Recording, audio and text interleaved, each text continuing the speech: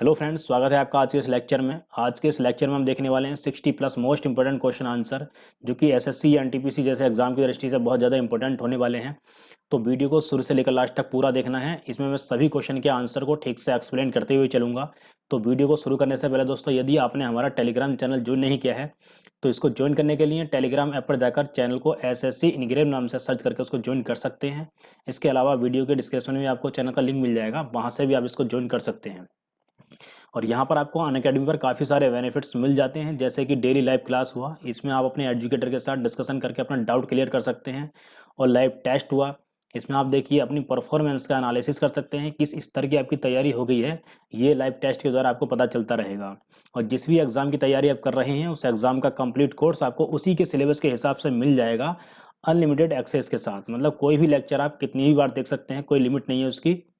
और जितने भी एजुकेटर अनअकैडमी से जुड़े हुए होंगे सभी का वो लेक्चर आप देख सकते हैं, कोई लिमिट नहीं रहेगी उसकी। तो इस प्रकार से आप अनअकैडमी पर अनलिमिटेड एक्सेस के साथ कोई भी कोर्स का फ़ायदा उठा सकते हैं।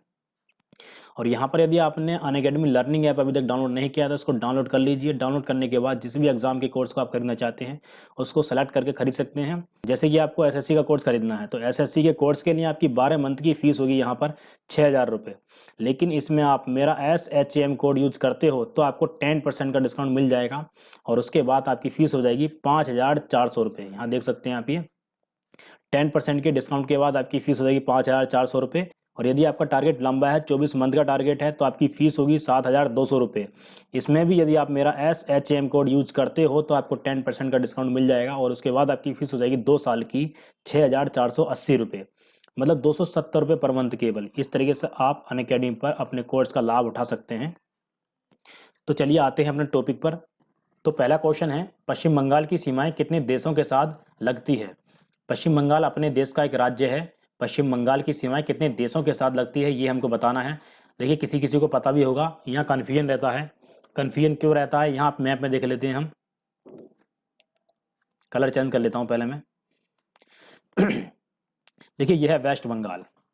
तो वेस्ट बंगाल यहाँ बांग्लादेश के साथ तो सीमा बनाता ही है, लेकिन ये पश्चिम बंगाल जो है ये ऊपर तक जाता है। यहाँ देख सकते हैं आप, ये तो ये ऊपर तक जाता है। यहाँ पर ये नेपाल के साथ सीमा बनाता है और यहाँ पर ये भूटान के साथ सीमा बनाता है।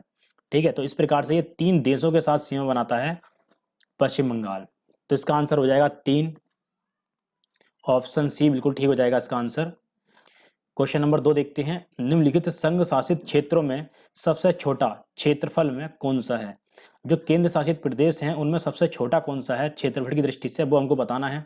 तो इसका आंसर हो जाएगा ऑप्शन डी, लक्षद्वीप। सभी को पता होगा लक्षद्वीप क्षेत्रफल की दृष्टि से सबसे छोटा संघ शासित क्षेत्र है। और क्षेत्रफल की दृष्टि से सबसे बड़ा कौन सा है? अंडमान निकोबार द्वीप समूह। इन ऑप्शन में नहीं है। अंडमान निकोबार द्वीप समूह सबसे बड़ा क्षेत्रफल की दृष्टि से केंद्र शासित प्रदेश है। आगे देखते हैं क्वेश्चन नंबर 3, सुंदरबन या मैंग्रोव वन कहाँ पाए जाते हैं? तो सुंदरबन या मैंग्रोव कहाँ पाए जाते हैं? यहाँ पर देखिए ऑप्शन डी में आप देख सकते हैं, डेल्टाई पश्चिम बंगाल में पाए जाते हैं। ये पश्चिम बंगाल में जो डेल्टाई क्षेत्र है, सुंदरबन डेल्टा भी है वहाँ पर, तो वहीं पर ये मैंग्रोव वन पाए जाते हैं, सुंदरबन या मैंग्रोव। ठीक है, क्वेश्चन नंबर 4 देखते हैं। देखिए इस मैप में ही बता देता हूँ मैं कहाँ पाए जाते हैं। ये जो एरिया है यहाँ पर, ये पश्चिम बंगाल में ये नीचे का जो एरिया है यहाँ पर ये मैंग्रोव वन पाए जाते हैं। क्वेश्चन नंबर 4 देखते हैं यहाँ पर, हीराकुंड बांध किस नदी पर बनाया गया है? तो हीराकुंड बांध जो है ये महानदी पर बनाया गया है, ओडिशा में। ऑप्शन ए बिल्कुल ठीक हो जाएगा। इसको भी देख लिया, हम मैप में देखते हैं, पहले इसी मैप में देख लेते हैं इसको हम। देखिए यहाँ नीचे देख सकते हैं आप, ये है चिल्का झील। तो चिल्का झील के ऊपर यहाँ पर है महानदी। तो महानदी पर यहीं पर, ये महानदी ऊपर यहाँ तक जाती है, तो महानदी पर यहीं पर है हीराकुंड बांध। ठीक है, यहीं पर हीराकुंड बांध है और इसी नदी पर यहाँ पर कटक है। भारत का चावल अनुसंधान संस्थान कहाँ पर है? कटक में। यहीं पर है ये कटक, इसी नदी पर। ठीक है, और कटक के नीचे लगभग यहाँ पर है भुवनेश्वर, उड़ीसा की राजधानी। तो इस प्रकार से थोड़ी बहुत जानकारी आपको होनी चाहिए। तो इसका आंसर हो गया महानदी। आगे देखते हैं, पूर्वी भारत के सुंदरबन एक उदाहरण है। तो ये तो अभी हमने देखा था, जो पूर्वी भारत में सुंदरबन डेल्टा है, डेल्टाई क्षेत्र है, वहां पर मैंग्रोव वन पाए जाते हैं। तो इसका आंसर हो जाएगा ऑप्शन बी, मैंग्रोव पारिस्थितिकी तंत्र का। ऑप्शन बी इसका राइट आंसर है। आगे देखते हैं, निम्नलिखित में से वह नदी कौन सी है जिसका उद्गम भारतीय क्षेत्र में नहीं है? तो इसके ऑप्शन हम देखते हैं, महानदी, ब्रह्मपुत्र, रावी, चिनाब। तो इनमें ब्रह्मपुत्र ऐसी नदी है जिसका उद्गम भारत में नहीं होता है। देखिए तिब्बत में मानसरोवर झील के पास में, मैं पेन लेकर यहाँ बता देता हूँ, यहाँ पर आप देख सकते हैं, यहाँ तिब्बत में मानसरोवर झील है, यही इसी के पास से ब्रह्मपुत्र इधर को प्रवाहित होती है और ऊपर हो जाती है ये सिंधु नदी, और यहाँ पर सतलज नदी। इन तीनों नदी का उद्गम मानसरोवर झील के पास से ही होता है तिब्बत में। तो ब्रह्मपुत्र और सिंधु और यहाँ पर ये सतलज, ये तीनों नदी ऐसी हैं जिनका उद्गम भारत में नहीं होता है। तो ये हमने देख लिया। देखिए क्वेश्चन नंबर 6 भी हमने देख लिया, इसका आंसर ऑप्शन बी बिल्कुल ठीक है, ब्रह्मपुत्र नदी तिब्बत में मानसरोवर झील के पास से निकलती है। आगे देखते हैं क्वेश्चन नंबर 7, प्रायद्वीपीय भारत की सबसे बड़ी नदी कौन सी है? तो प्रायद्वीपीय भारत की सबसे बड़ी नदी कौन सी है? गोदावरी। ऑप्शन बी इसका राइट आंसर है। क्वेश्चन नंबर 8 देखते हैं, निम्नलिखित में से वह नदी कौन सी है जिसका उद्गम भारतीय राज्य क्षेत्र में नहीं है? तो इसका आंसर है दोस्तों, देखिए फिर वही क्वेश्चन पूछ लिया है इसमें, तो इसका आंसर है ऑप्शन डी, घाघरा। घाघरा का उद्गम भारतीय राज्य क्षेत्र से नहीं होता है, इसका उद्गम भी तिब्बत से ही होता है, नेपाल के ऊपर तिब्बत से होता है। मैप में आप देख सकते हैं। क्वेश्चन नंबर 9 देखते हैं, निम्नलिखित में से कौन सा राज्य भारत में सबसे अधिक मैंगनीज पैदा करता है? तो यहाँ मैंगनीज के उत्पादन की बात चल रही है, यहाँ देख सकते हैं आप ये। तो देखिए इसका आंसर हो जाएगा ऑप्शन डी, ओडिशा या उड़ीसा। तो मैंगनीज के उत्पादन में भारत के जो राज्य हैं उनमें ओडिशा का प्रथम स्थान है और पूरे विश्व में भारत का सेकंड स्थान है। दूसरे नंबर पर आता है, पहले नंबर पर मैंगनीज के उत्पादन में आता है रूस। ये भी आपको पता होना चाहिए, ठीक है। रूस जो है पहले नंबर पर आता है और अपना भारत दूसरे नंबर पर आता है, और भारत के राज्य में अगर लगाया जाए तो उड़ीसा या उड़ीसा पहले नंबर पर आता है। क्वेश्चन नंबर 10 देखते हैं अब हम, दामोदर नदी को बंगाल का शोक कहा जाता है, क्यों कहा जाता है बंगाल का शोक दामोदर नदी को, ये हमको बताना है। तो यहाँ पर आप देख सकते हैं, इसमें प्राय तबाही मचाने वाली बाढ़ आती है, ये इसका राइट आंसर है ऑप्शन ए ही। तो यही इसका आंसर हो जाएगा, क्योंकि देखिए इसमें प्राय तबाही मचाने वाली बाढ़ आती रहती है, इस वजह से इसको बंगाल का शोक कहा जाता है, दामोदर नदी को। और बिहार का शोक किसको कहते हैं? कोसी नदी को, ये भी आपको पता होना चाहिए साथ में। और यदि हम चीन के शोक की बात करें तो चीन का शोक किसको कहा जाता है, कौन सी नदी को कहा जाता है? हुआंग हो नदी को, चीन का शोक कहा जाता है हुआंग हो नदी को। क्वेश्चन नंबर 11 देखते हैं, भारत में लोहा उत्पादन करने की लागत अन्य देशों की तुलना में किस कारण काफी कम है? तो इसका आंसर हम देखते हैं। देखिए इसका आंसर ऑप्शन डी बिल्कुल ठीक हो जाएगा, कोयला और लोहा एक ही क्षेत्र में पाए जाते हैं, यही कारण है कि उत्पादन करने की लागत अन्य देशों की तुलना में कम है अपने देश में। तो ऑप्शन डी बिल्कुल ठीक हो जाएगा इसका।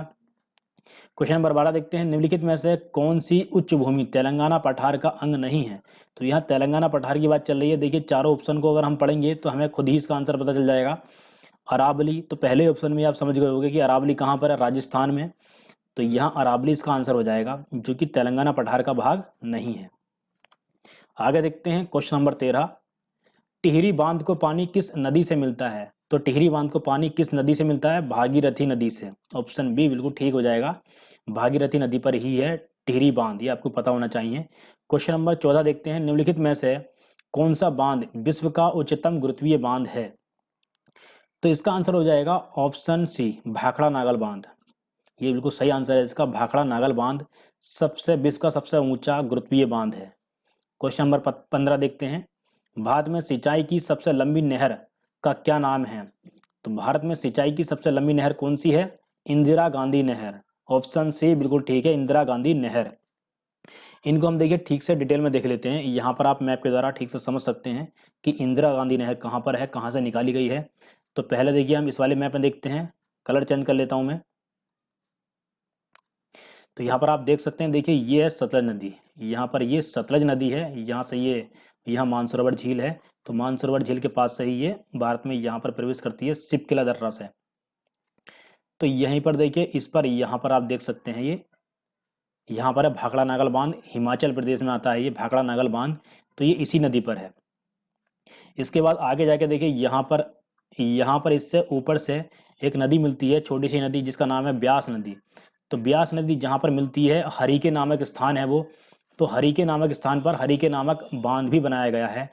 तो यहाँ पर हरिके नामक बांध है, ये भी आपको पता होना चाहिए, यहीं पर है हरिके नामक बांध, जहाँ ब्यास नदी सतलज नदी से मिलती है। तो इसी हरिके नामक बांध से ये नहर निकाली गई है, इंदिरा गांधी नहर। इस वाले मैप में आप देख सकते हैं, देखिए यहाँ पर ये सतलज नदी है, तो यहाँ पर ये हरिके नामक बैराज ये लिख रहा है, हरिके नामक बैराज या हरिके बांध, और ऊपर ये ब्यास नदी मिल रही है इससे। तो ये नीचे यहाँ से ये नदी निकलती है, सॉरी नहर निकलती है, जिसका नाम है इंदिरा गांधी नहर। तो ये सबसे लंबी नहर है। तो ये हमने देख लिया। देखिए आगे देखते हैं अब हम क्वेश्चन नंबर 16। निम्नलिखित में से कौन सा पत्तन भारत के पश्चिमी तट पर नहीं है?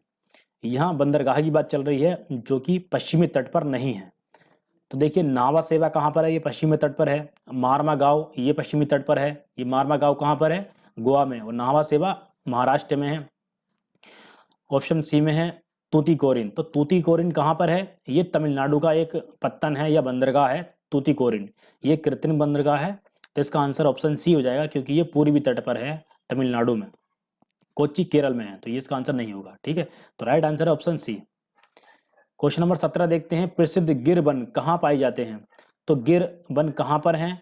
गिर से आप समझ जाओगे ये गुजरात, गिर गुजरात। ठीक है, तो ऑप्शन सी बिल्कुल ठीक हो जाएगा। गिर वन या गिर राष्ट्रीय उद्यान किस लिए फेमस है? मैंने आपको बताया था राष्ट्रीय उद्यानों की वीडियो में। यहाँ पर एशियाटिक बब्बर शेर पाए जाते हैं। एशियाटिक बब्बर शेर के लिए प्रसिद्ध है गिर राष्ट्रीय उद्यान गुजरात में। तो ऑप्शन सी बिल्कुल ठीक है। आगे देखते हैं। भारत का मानक समय ग्रीनविच माध्य समय से कितना आगे है या कितना पीछे है, ये हमको बताना है। तो ग्रीनविच माध्य समय से भारत का जो मानक समय है वो कितना आगे है? 5.5 घंटे आगे है। ऑप्शन ए बिल्कुल ठीक है। तो इसको हम देखिए मैप में देख लेते हैं यहाँ पर कि जो भारत की मानक समय रेखा है वो कितने राज्यों से होकर गुजरती है। तो यहाँ पर यूपी हो गया। देखिए ये जो मानक समय रेखा है ये, इसके बारे में बात चल रही है। ये 5.5 घंटे आगे है ग्रीनविच मीन टाइम से। तो यहाँ पर ये यूपी से होकर गुजरती है। उसके बाद नीचे है देखिए यहाँ पर ये एमपी से भी टच होती है। यहाँ पर ये एमपी में से भी होकर गुजरती है। और यहाँ पर ये छत्तीसगढ़, यहाँ पर ये छत्तीसगढ़ है। ठीक है, और नीचे यहाँ पर ये उड़ीसा और यहाँ पर ये आंध्र प्रदेश। ये 5 राज्यों से होकर गुजरती है। ये नाम आपको याद होने चाहिए, यूपी, एमपी, छत्तीसगढ़, उड़ीसा और आंध्र प्रदेश या एपी। ठीक है, तो ये उत्तर प्रदेश में प्रयागराज के या फिर इलाहाबाद के नैनी क्षेत्र से होकर गुजरती है, या नैनी क्षेत्र है। तो यूपी के एग्जाम की दृष्टि से काफ़ी इंपॉर्टेंट है। तो ये हमने देख लिया है। तो क्वेश्चन नंबर 19 देखते हैं अब हम।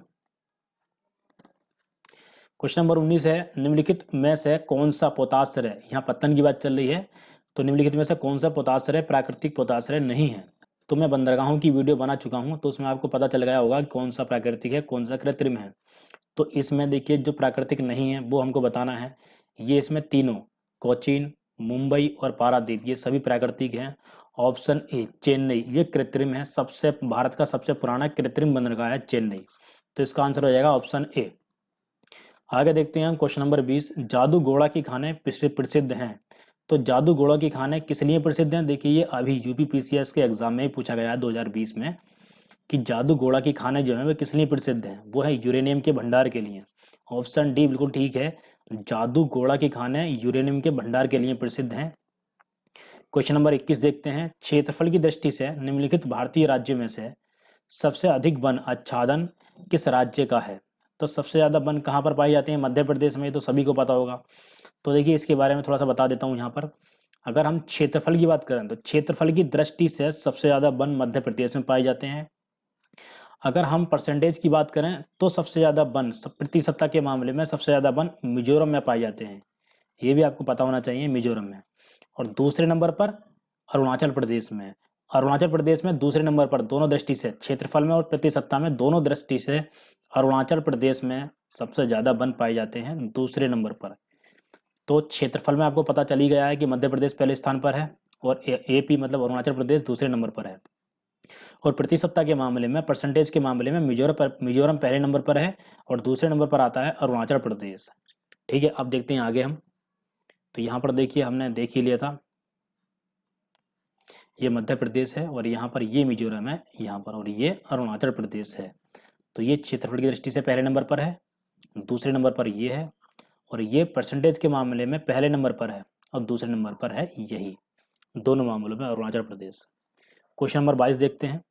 दक्षिण भारत की सबसे ऊंची चोटी है। तो दक्षिण भारत की सबसे ऊंची चोटी कौन सी है? इसका नाम है अनाईमुड़ी, ऑप्शन ए। इसके बारे में हम थोड़ा सा देख लेते हैं। देखिए यह है भारत का मैप, इसी मैप में हम देख लेते हैं। तो यहाँ पर नीचे, भारत के सबसे नीचे यहाँ पर ये केरल है और यहाँ पर ये तमिलनाडु है। इन दोनों के बीच में यहाँ कार्डमम की पहाड़ियाँ पाई जाती हैं यहाँ पर। इसके ऊपर देखिए यहाँ पर आपको पता होगा अन्नामलाई की पहाड़ियाँ पाई जाती हैं। तो अन्नामलाई की पहाड़ियों में ही सबसे ऊंची चोटी, दक्षिण भारत की सबसे ऊंची चोटी अनाईमुड़ी है। ठीक है, ये आपको पता होना चाहिए, अनाईमुड़ी यहीं पर है। तो दक्षिण भारत में यहाँ पर तमिलनाडु और केरल के बीच में अन्नामलाई की पहाड़ियाँ हैं। तो उसी की सबसे ऊंची चोटी अनाईमुड़ी दक्षिण भारत की सबसे ऊंची चोटी है। और यहाँ पर है ये नीलगिरी की पहाड़ियाँ, यहाँ पर नीलगिरी की पहाड़ियाँ हैं। नीलगिरी की पहाड़ियाँ की सबसे ऊंची चोटी कौन सी है? डोडा बेट्टा। ये भी साथ में आपको पता होना चाहिए, डोडा बेट्टा। यहाँ पर नीलगिरी की पहाड़ियाँ हैं। तो नीलगिरी की पहाड़ियों की सबसे ऊंची चोटी डोडा बेट्टा है। और यहीं पर नीलगिरी की पहाड़ियों में टोडा नाम की जनजाति भी पाई जाती है, टोडा। ठीक है, डोडा टोडा इस तरीके से आपको याद हो जाएगा। नीलगिरी की सबसे ऊंची चोटी हुई डोडा और यहाँ पर जनजाति कौन सी हुई? टोडा। आगे देखते हैं क्वेश्चन नंबर 23। इसका आंसर तो आपको पता चल ही गया है, अनाईमुड़ी। और यहाँ गुरु शिखर अरावली पर्वत की सबसे ऊंची चोटी है जो कि राजस्थान में है। और डोडा बेटा के बारे में मैंने आपको बता ही दिया है। क्वेश्चन नंबर 23 देखते हैं। अंकलेश्वर और कलोल दो तेल क्षेत्र हैं, तो ये कहाँ के दो तेल क्षेत्र हैं? गुजरात के। ऑप्शन सी बिल्कुल ठीक है, अंकलेश्वर और कलोल दो तेल क्षेत्र कहाँ के हैं? गुजरात के। क्वेश्चन नंबर 24 देखते हैं। महाद्वीप अलग कैसे हुए? तो महाद्वीप अलग कैसे हुए? ऑप्शन बी में आप देख सकते हैं यहाँ पर, विवर्तनीय की क्रिया द्वारा। विवर्तनीय की क्रिया के द्वारा सभी महाद्वीप अलग अलग हो गए। पहले क्या था? देखिए, जैसे कि ये पृथ्वी है, तो पहले एक ही विशाल भूखंड था जिसका नाम था पेंजिया, चारों तरफ पानी था। और यहाँ पर पेंजिया नाम का एक ही विशाल भूखंड था। ठीक है, ये भी आपको याद होना चाहिए, पेंजिया नाम का एक ही विशाल भूखंड था।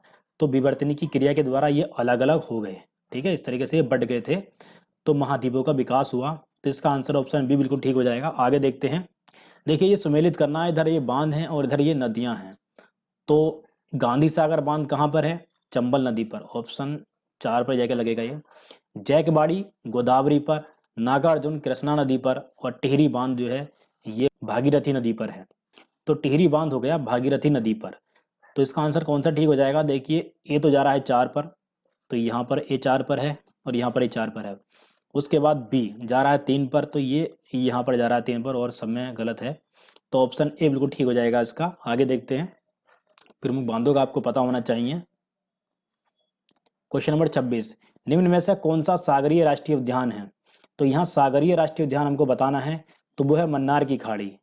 ऑप्शन डी मन्नार की खाड़ी। और एक और है सागरीय राष्ट्रीय उद्यान जिसका नाम है कच्छ की खाड़ी। तो मन्नार की खाड़ी और कच्छ की खाड़ी दो राष्ट्रीय उद्यान है, सागरीय राष्ट्रीय उद्यान है। दो राष्ट्रीय उद्यानों की वीडियो में बता चुका हूँ आपको ठीक से। क्वेश्चन नंबर 27 देखते हैं। निम्नलिखित में से किस देश के साथ भारत की अंतर्राष्ट्रीय सीमा नहीं लगती है? तो भारत की अंतर्राष्ट्रीय सीमा किस देश के साथ नहीं लगती है? तो वो है श्रीलंका। ऑप्शन डी बिल्कुल ठीक है, श्रीलंका। अभी हम इसको मैप में देख लेंगे। क्वेश्चन नंबर 28 देखते हैं। निम्नलिखित में से कौन सा देश पाक स्ट्रेट से जुड़ा हुआ है? तो पाक स्ट्रेट से कौन सा देश जुड़ा हुआ है, या कौन से देश जुड़े हुए हैं? भारत और श्रीलंका। ऑप्शन ए बिल्कुल ठीक हो जाएगा। देखिए, इसके बारे में थोड़ा डिटेल में देख लेते हैं। यहाँ पर ये है अपना भारत और नीचे यहाँ पर ये है श्रीलंका। तो भारत और श्रीलंका के बीच में यहाँ पर ये है पाक जल संधि या पाक स्ट्रेट। तो ये अपने भारत को और श्रीलंका को अलग करती है पाक जल संधि, आप देख सकते हैं। तो देखिए, भारत की सीमा श्रीलंका के साथ नहीं लगती है, ये भी हमको याद रखना है। तो यहाँ पर है बंगाल की खाड़ी और नीचे यहाँ पर है ये पूरा अरब सागर। इन दोनों को जोड़ने वाली जल संधि है पाक जल संधि, और अलग किस किस को करती है? श्रीलंका को और अपने भारत को। पाक जल संधि के बारे में हमने देख लिया है। तो ये क्वेश्चन हमारा कंप्लीट हो गया है। अब हम देखते हैं आगे क्वेश्चन नंबर 29। भारत का सबसे बड़ा संघ राज्य क्षेत्र कौन सा है? तो सबसे बड़ा संघ राज्य क्षेत्र कौन सा है? ऑप्शन सी अंडमान और निकोबार द्वीप समूह। इसके अलावा देखिए, अभी हमने देखा था कि लक्षद्वीप सबसे छोटा संघ राज्य क्षेत्र है अपने देश का। तो सबसे छोटा हुआ लक्षद्वीप और सबसे बड़ा अंडमान निकोबार द्वीप समूह। क्वेश्चन नंबर 30 देखते हैं। निम्नलिखित में से कौन सा राज्य भारत का संरक्षित राज्य है? तो यहाँ संरक्षित राज्य के बारे में बात चल रही है। तो अपना भारत जब आज़ाद हुआ था तो सिक्किम एक संरक्षित राज्य के रूप में था, लेकिन बाद में 1975 में इसको पूर्ण राज्य का दर्जा दिया गया। तो ऑप्शन डी बिल्कुल ठीक हो जाएगा, सिक्किम था संरक्षित राज्य के रूप में। तो ऑप्शन डी बिल्कुल राइट आंसर है। आगे देखते हैं क्वेश्चन नंबर 31। राज्यों के किस समूह के साथ नागालैंड की सीमा साझा होती है। तो यहाँ नागालैंड की सीमा के बारे में बात चल रही है। तो नागालैंड राज्य के बारे में हम पहले देख लेते हैं किन राज्यों के साथ वो सीमा बनाता है। यहाँ पर आप देख सकते हैं, देखिए यहाँ पर ये नीचे मिजोरम है और यहाँ पर ये मणिपुर है और नीचे ऊपर यहाँ पर ये है नागालैंड। तो ऊपर हम आप देख सकते हैं ये है अरुणाचल प्रदेश। तो यहाँ पर ये अरुणाचल प्रदेश के साथ सीमा बना रहा है और यहाँ पर ये सीमा बना रहा है असम के साथ, ये असम है, ठीक है। और नीचे है ये मणिपुर। तो मणिपुर, असम और अरुणाचल प्रदेश के साथ ये सीमा बनाता है, 3 राज्यों के साथ। तो इसका आंसर देखिए ऑप्शंस में से कौन सा हो जाएगा। पहले में दिया है अरुणाचल प्रदेश, असम और मेघालय। मेघालय देखिए कहाँ दूर है। दूसरे में दिया है अरुणाचल प्रदेश, असम और मणिपुर। ये इसका सही आंसर हो जाएगा, ऑप्शन बी। आगे देखते हैं क्वेश्चन नंबर 32। राज्य समूह जिससे मणिपुर की सीमा लगी हुई है। तो यहाँ मणिपुर की सीमा की बात चल रही है। तो इसको फिर देखिए दोबारा से देख लेते हैं, हम मणिपुर को देख लेते हैं। यहाँ पर ये मणिपुर है, तो ऊपर नागालैंड से इसकी सीमा टच हो रही है। इसके बाद देखिए यहाँ पर ये असम से टच हो रहा है और नीचे मिजोरम से। तो यहाँ नागालैंड, असम और मिजोरम, ये 3 राज्य हैं जो मणिपुर के साथ सीमा बनाते हैं। तो ये 3 राज्य किस ऑप्शन में है। पहले में देखिए मेघालय आ गया, मेघालय से तो टच नहीं होता है। नागालैंड, मिजोरम और मेघालय, फिर यहाँ मेघालय आ गया। नागालैंड, असम और मिजोरम, ये बिल्कुल ठीक है। नागालैंड, असम और मिजोरम के साथ ही मणिपुर राज्य सीमा बनाता है। ऑप्शन सी बिल्कुल ठीक हो जाएगा। आगे देखते हैं 33वां क्वेश्चन। भारत में कितने राज्य नेपाल के साथ सीमा साझा करते हैं। तो नेपाल के साथ कितने राज्य सीमा साझा करते हैं। तो इसका आंसर हो जाएगा ऑप्शन सी 5। इनको हम काउंट कर लेते हैं, यहाँ पर कन्फ्यूजन खत्म करने के लिए यहीं पर देख लेते हैं। देखिए यह है नेपाल। तो जो भारत के राज्य हैं जो नेपाल के साथ सीमा बनाते हैं वो हमको देखना है। यहाँ पर देखिए पहले नंबर पर उत्तराखंड हो गया, यहाँ यूपी, उत्तर प्रदेश दूसरे नंबर पर, यहाँ बिहार हो गया तीसरे नंबर पर, चौथे नंबर पर पश्चिम बंगाल हो गया, ये भी नेपाल के साथ सीमा बनाता है। यहाँ देख सकते हैं आप, ये नेपाल के साथ सीमा साझा कर रहा है। और ये 5वें नंबर पर हो गया सिक्किम। 5 राज्य हैं जो नेपाल के साथ सीमा बनाते हैं। तो ऑप्शन सी बिल्कुल ठीक है। आगे देखते हैं बांग्लादेश अपनी सीमा को किस भारतीय राज्य से साझा नहीं करता है। तो ऑप्शन में देखते हैं असम, त्रिपुरा, मेघालय या झारखंड। देखिए झारखंड दूर है, ये बांग्लादेश के साथ सीमा नहीं बनाता है। झारखंड और बांग्लादेश के बीच में पश्चिम बंगाल आ जाता है। आगे देखते हैं क्वेश्चन नंबर 35। निम्नलिखित में से कौन सा जोड़ा सही नहीं है। तो जो जोड़ा सही नहीं है वो हमको बताना है। इम्फाल, मिजोरम, शिमला, हिमाचल प्रदेश। देखिए ये राजधानी दी हैं, तो ये नीचे की राजधानियां सही हैं। शिमला हिमाचल प्रदेश की है, कोलकाता पश्चिम बंगाल की है, भोपाल मध्य प्रदेश की है, सही है। तो यहाँ मिजोरम की इम्फाल नहीं है, इम्फाल मणिपुर की है, मिजोरम की है आइजोल। तो यहाँ आइजोल हो जाएगा, ठीक है। मिजोरम की राजधानी आइजोल है, ना कि इम्फाल। तो ऑप्शन ए बिल्कुल गलत है और जो गलत है वही हमको बताना है। आगे देखते हैं क्वेश्चन नंबर 36। निम्नलिखित में से किस शहर को भारत का शून्य मील केंद्र के नाम से जाना जाता है। तो भारत का शून्य मील केंद्र के नाम से किस शहर को जाना जाता है। महाराष्ट्र का नागपुर। ऑप्शन सी बिल्कुल ठीक है। आगे देखते हैं क्वेश्चन नंबर 37। भारत के किस राज्य की समुद्र तट सीमा सर्वाधिक लंबी है। तो वो राज्य है गुजरात।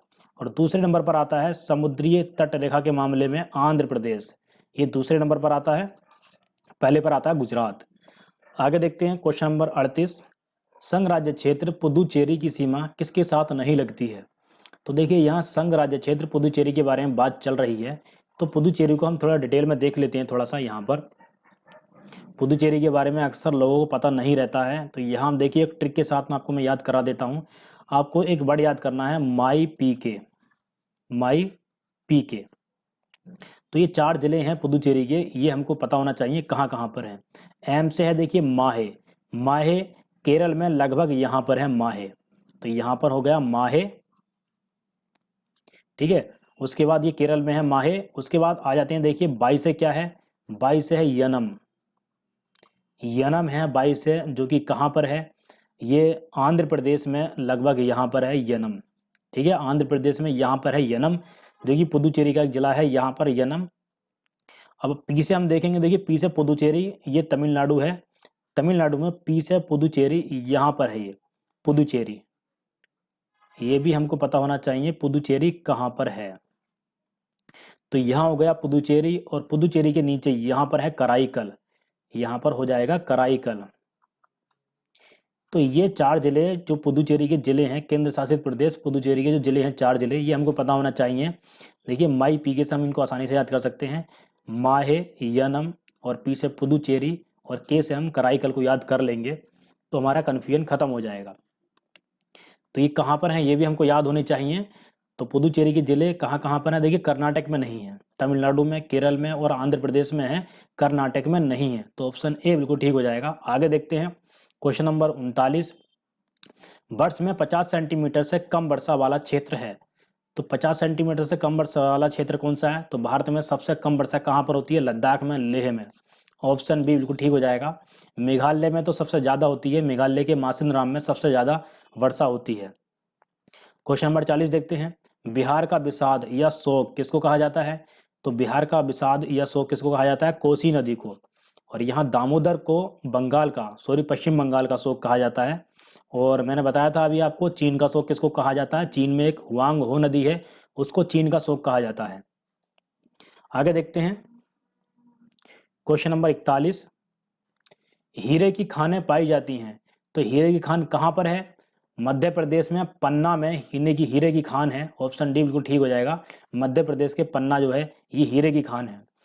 क्वेश्चन नंबर 42 देखते हैं। खेतड़ी किस लिए प्रसिद्ध है?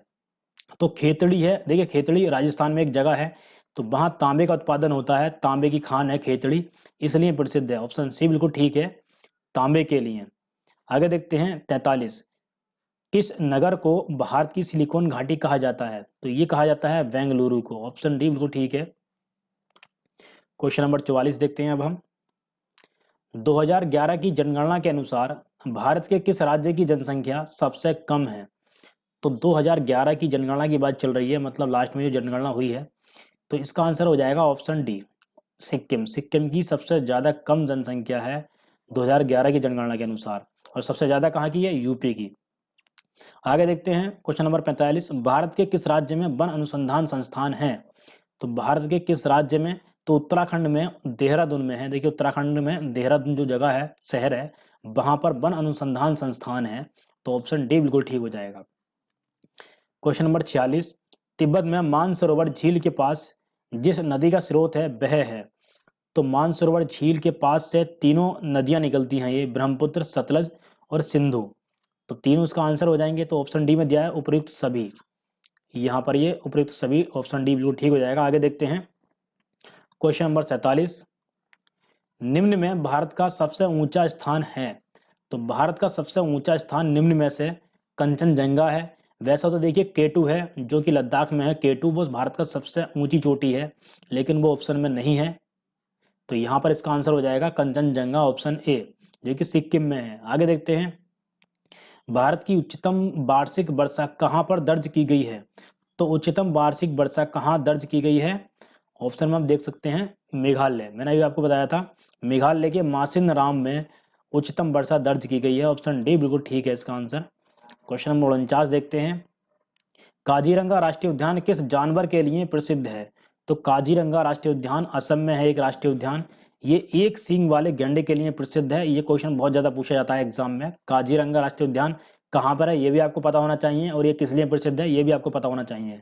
ये एक सींग वाले गैंडे के लिए प्रसिद्ध है और ये असम में है। असम में एक राष्ट्रीय उद्यान और है जिसका नाम है मानस, ठीक है, मानस, ये भी असम का एक राष्ट्रीय उद्यान है। तो ये मानस जो है ये जंगली भैंसे के लिए फेमस है, जंगली भैंसे के लिए प्रसिद्ध है मानस राष्ट्रीय उद्यान। तो काजीरंगा राष्ट्रीय उद्यान एक सींग वाले गैंडे के लिए प्रसिद्ध है। ऑप्शन सी बिल्कुल ठीक आंसर है इसका। आगे देखते हैं क्वेश्चन नंबर 50। हुंडरू जलप्रपात किस नदी पर है? तो हुंडरू जलप्रपात यहाँ स्वर्णरेखा नदी पर है, झारखंड में स्वर्णरेखा नदी पर है हुंडरू जलप्रपात। जलप्रपातों की वीडियो में मैं ठीक से बता चुका हूँ डिटेल में, तो इसका आंसर ऑप्शन सी हो जाएगा। आगे देखते हैं भारत के निम्न झरनों में से सर्वाधिक ऊंचाई वाला झरना कौन सा है? तो इसका आंसर हो जाएगा ऑप्शन सी, कुंचिकल जलप्रपात, ये बिल्कुल ठीक आंसर है इसका। तो देखिए यहाँ पर आपको कन्फ्यूजन हो सकता है जोग जलप्रपात और कुंचिकल जलप्रपात में।